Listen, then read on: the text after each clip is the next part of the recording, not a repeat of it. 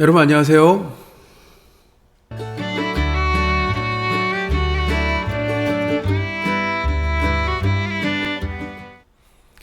스티그 인사 드리겠습니다.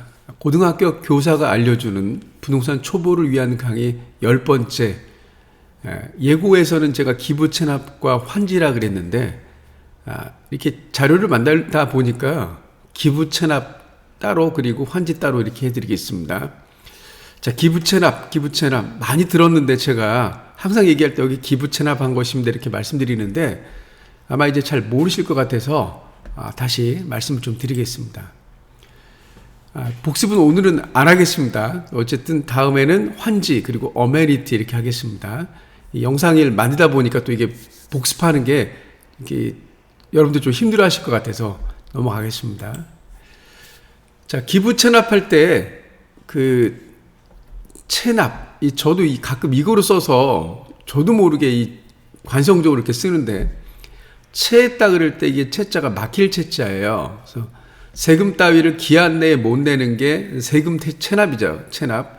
근데 여기는 I자 채자인데 이 채자가 제방병 손수자가 들어가잖아요. 그래서 어떤 걸 캔다는 겁니다. 캔다는 거. 그래서 체납, 캐서 드리는 거라 받아들이는 겁니다. 곧 기부를 받아들이는 게 기부 체납입니다. 곧 국가나 지방단체장체가 기반시설을 확충하기 위하여, 기반시설이라는 건 학교, 공원, 도로, 이런 것들의 기반시설이에요.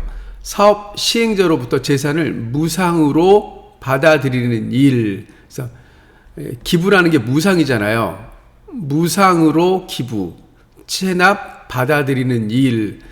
사업 시행자는 이후 용적률이나 건물 충수 혜택 따위를 받는 거예요. 그러니까 기부 체납한 대지가 있으면 거기에 상응하는 용적률 상향 또는 건물 충수를 좀 더 올릴 수 있다는 거예요. 그러니까 기부 체납을 유도하는 거죠. 이제 뭐를 기부 체납하느냐, 공공기여 방식의 종류인데요. 토지, 그냥 이 대지 자체를 기부 체납 받을 수 있고요. 또 공공시설 등 설치 제공. 그래서 아예 지어서 주는 거예요. 예를 들어서 그러니까 저기 하나 에코메트로 남동구 같은 경우는 완전히 아트센터 하나를 지어서 이렇게 주죠. 이게 이제 공공시설 등 설치 제공이고요. 이제 건축물만 제공하는 경우도 있고 또는 공공시설 등의 설치 비용을 납부하는 경우도 있어요. 비용을 국가에 납입하면 국가에서 알아서 이렇게 짓는 거죠. 근데 대부분이 토지를 그냥 제공해요. 토지를 제공하면 나머지는 이제 어쨌든 국가에서 이렇게 짓는 거죠. 그리고 요것도 많이 하죠. 공공시설 등 설치 제공. 여기 이제 공원을 이렇게 공공시설물을 만들어서 이제 기부 체납하는 경우가 많죠.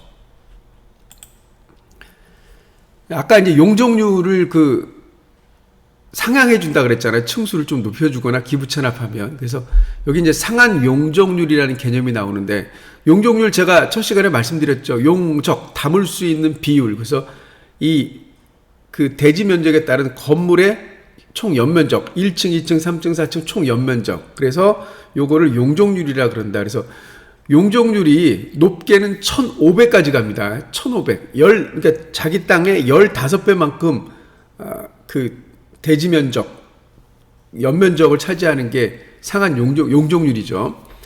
건축주가 대지 면적의 일부를 공원, 광장, 도로, 하천 등의 공지로 기부 체납한 경우 또는 설치 조성하여 제공하는 경우에는 추가로 부여되는 용적률은 기준 용적률 또는 허용 용적률과 합산한 용적률 범위 안에서 별도로 정한 용적률을 말한다. 그러니까 기준이 있고 허용이 있는데 이 사이를 더 준단 말이죠. 그럼 상한 용적률은 어떻게 계산하냐면 보세요. 여기 이제 허용 용적률인데 법에서 정한 거예요. 거기 곱하기 1. 공공시설 부지로 제공하기 전에 대지 면적분의 공공시설 부지로 제공하는 면적. 그러니까 예를 들어서 1.002, 1.01 하면 어차피 허용 용적률보다는 1보다는 크기 때문에 상한 용적률이 올라가는 거잖아요. 그러니까 요렇게 더 용적률을 더 준단 말이에요. 그러니까 이 그 재개발이나 뭐 이런 재건축 입장에서는 공공시설 부지로 제공하는 면적이 크면 클수록 용적률이 높아지긴 하는데, 이제 공공시설 부지로 제공하면 그만큼 또 아파트를 못 짓잖아요. 그러니까 여기에 딜레마가 있는 겁니다. 그러니까 요 계산을 아주 그 어디를 제공할 것인가, 또 얼마큼 제공할 것인가, 이게 머리 싸움이에요. 기부 체납한 예시 볼게요. 주안 1구역 재개발이죠. 여기 보면 힐스테이트 푸르지오 주안, 이제 이 영상을 찍는 게 제가 지금 6월 30일이거든요. 오늘부터 입주네요. 오늘부터 입주하는 주안 힐스테이트 푸르지오 주안을 보면 요 뒤쪽에 여기 주안 초등학교 있고, 여기 보면 기부 체납한 공원이 있고, 오른쪽에도 기부 체납한 공원이 있는 거예요. 다 지어서 이렇게 무상으로 지자체에 주는 거죠. 정부에. 보면 여기 굉장히 넓잖아, 이 부분. 그러니까 사실 주안 1구역 입장에서 본다 그러면 요거 공원 안 지면 제가 보기엔 여기 아파트 한 3동 정도 더 지을 수 있어요. 3동이면은 한 500세대 정도 더 지을 수 있죠. 그게 돈이 더 남잖아요. 500세대면 얼마입니까? 근데 이거를 아파트를 짓는 조건으로 정부에서는 기부 체납을 유도한 거죠.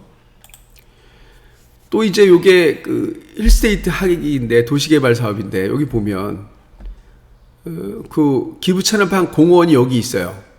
요게 힐스테이트 학위에서 요거 한 거죠. 그 다음에 왼쪽 보면 여기 보면 또 기부 체납한 부지가 있는데, 이게 이제 인천 사회복지관이 이쪽으로 옮긴다는 겁니다. 저희 간석동에 있는 게 낡아서 이쪽으로 오는데, 아마 여기도 이제 일자리이기 때문에 많은 그 수요가, 전월세 수요나 매매 수요가 아마 힐스테이트 학위에 있을 거고요.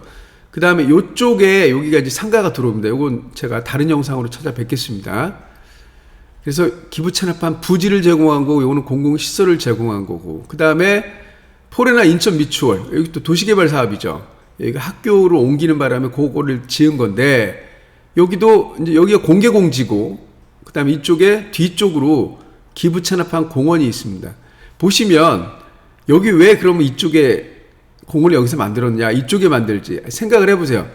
상가를 이쪽으로 넣어야지 유동인구가 많아지지. 그러니까 어디로 정할 것인가, 요거는 협의를 해요, 사실은 지자체하고. 근데 어쨌든 거기에 상가는 공원만 만들면 되니까 뭐 위치는 그렇게 중요한 것 같지 않고요. 그래서 여기에 기부 체납한 공원이 있는 겁니다. 요런 이유에서 제가 계속 기부 체납 말씀을 드렸습니다. 다음 시간에는 환지에 대해서 알아보겠습니다. 환지, 땅을 바꾼다는 거예요. 조금 말씀드리면, 내가 기존에 있던 땅이 100평이 있었는데 그거를 정리를 해서 뭐 기반시설 다 빼고 예를 들어서 한 50평 주겠다. 요때 나오는 게 이제 환지예요. 환지 방식. 개발 방식에는 수용이 있고 환지가 있고 혼합 방식 3개가 있거든요. 수용은 그냥 사서 갖고 가는 거고, 환지는 이제 그 환지는 정리 작업을 해서 다시 돌려주는 게 환지고, 혼합 방식은 수용과 환지가 섞여 있는 게 혼합 방식입니다. 이거 다음 시간에 찾아뵙도록 하겠습니다. 여기까지 스티그가 전해드렸습니다. 감사합니다.